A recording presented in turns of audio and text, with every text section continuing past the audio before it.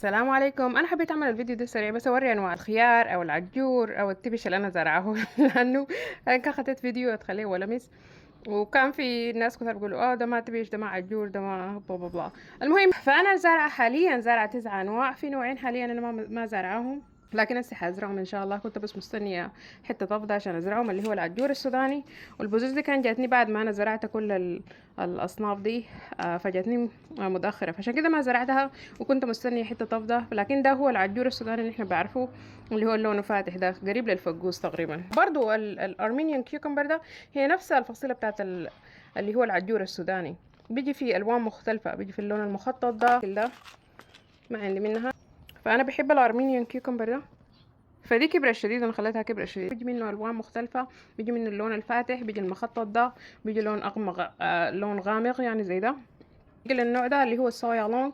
السبب اللي انا زارعه فيه النوع ده لانه بيستحمل درجات الحرارة العالية. ونحن هنا عندنا في الصيف هسه شهر 7 الدنيا اكشلي حر شديد، لكن شهر 7 وشهر 8 درجات الحرارة بتكون 100 واللي فوق.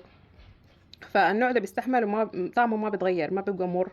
فدي هي المشكله دايما، الناس هي بتشكي من انه التبش مرات بيكون مر، والعجور بعدة من السخانة العالية. لكن النوع ده بيستحمل. so I recommended، يعني لو في زول داير يجرب النوع ده، لو ما انا ما عارفه اذا متوفر في السودان.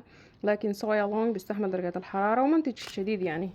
فشايفينها بتبقى كبيرة قدر شنو. انا كان المفروض اجيب لي شريط عشان اقيس لكم. خليه في واحدة تانية. anyway، فانا اكشلي حتى ده عندي منه في التلاجة، فهسه اكشلي كويس برضو في التخليل. فانا اكشلي ده كله حخليه. anyway، فممكن ده تسميه عجور برضو. طيب نجي للنوع ده اللي هو ده ستريت 8 كيوكمبر، دول الناس الساكنين في حتات فيها درجات حرارة عالية شديد. النوع ده بيستحمل الحرارة. فده النوع الثالث اللي انا زرعاهم. النوع ده انا اكشلي ما عندي منه واحدة، لكن برضو نوع كويس شديد، كويس جدا للمخلل، بتتخلل كلها يعني. عندي النوع الفصيلة، لكن ده بس طعمه فيه ده مكسيكان، مكسيكي، طعمه فيه شوية حداقة كده. لكن انا ما زرعته، فلو فضيت عندي مساحة يمكن ازرعه.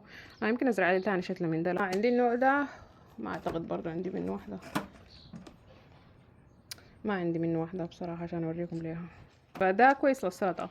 فالنوع ده تندر جرين، ده الكويس للسلطة، دايما بنستخدمه في السلطة. لكن هسه انا ما عندي واحدة، الظاهر استخدمناها كله ما لقيت واحدة. بعدها نجي هنا للحاجات اللي هي زي كده فقوس فلسطيني.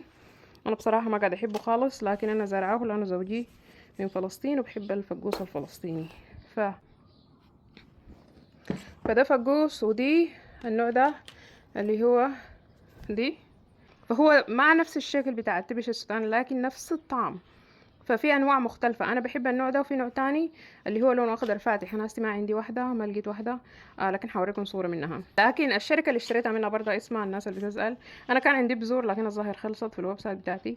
لكن في الشركه دي كيوكمبر شوب، عندهم انواع مختلفه. فاحتمال يكون برضه عندهم، لو زول عايز نفسه يهو بتاع السودان، الطويله الخضراء المخططه دي، ممكن يشوف لو عندهم في الويب سايت دي. لكن انا بحب النوع ده اكشلي، بحب النوع التاني الاخضر الفاتح ده، بحبه اكتر. طعمه حلو، وبرضه ما بيتغير، ما بيبقى مر مع ارتفاع درجات الحرارة. فهسه دي اكشلي دي الوحيدة اللي اكشلي لقيتها هسه بالحجم ده. فالنوع التاني ما عندي منه. فهسه انا عندي اللي هي 1 2 3 4 5 6 7 8. في نوع تاني انا زرعه، وانا زرعت 9 انواع. anyway ما حسبت صح بقى. anyway، لكن حازرع العجور السوداني ده عشان اوريكم. ان شاء الله بعد maybe شهرين تقريبا حوريكم. كويس ان العجور بيكون بسرعة يعني. لكن بس انا كنت محتاجة مساحة، مستنية لي مساحة. ما عندي مساحة كبيرة عشان ازرع انواع اكتر من كده. انا بحب زراعة الخيار والعجور والتبش، بحب ازرعهم. زراعتهم سهلة وبيقوموا بسرعة وبنتجن كتير. فعشان كده دايما كل يوم انا عندي حصاد. كلهم بتخللن كويس، اللهم النوع ده بيبقى very mushy، بيبقى لين شديد لو اتخلل. فان شاء الله بكره ممكن اوريكم الانواع بتاعت الباميه.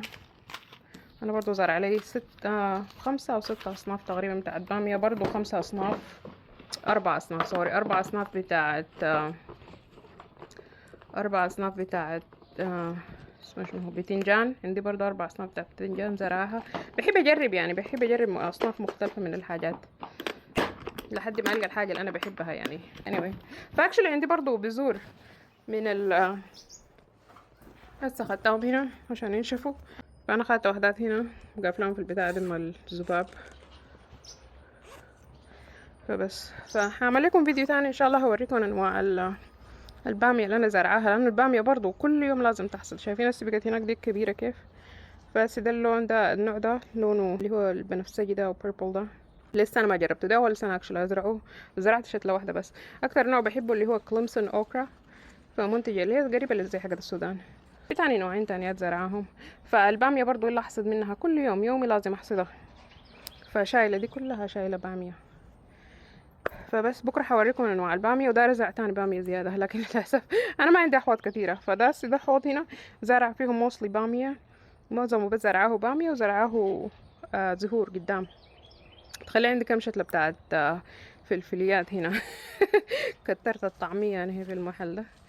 anyway عندي واحد اتنين، ده الحوض الثالث، هنا ده الحوض الرابع. النوع ده شايفينه جميل كيف؟ ده الحوض الخامس هنا. and then دي كلها هنا صايص. البتنجان كله زرعوه هنا، لكن بصراحة السنة الجاية ما حزرعوا فيها صايص. مديبة موضوع على صايص ده أحسن حاجة الأحواض المرتفعة. فده كل البتنجان هنا. وهنا عند الحوض ده برضو فيه اللي هو فلفليات مختلفة. أعتقد I have habanero here، حارة شديدة الشطة دي. هنا زارع اللونج بينز دي برضو. see how long this is؟ شايفينها طويلة كيف؟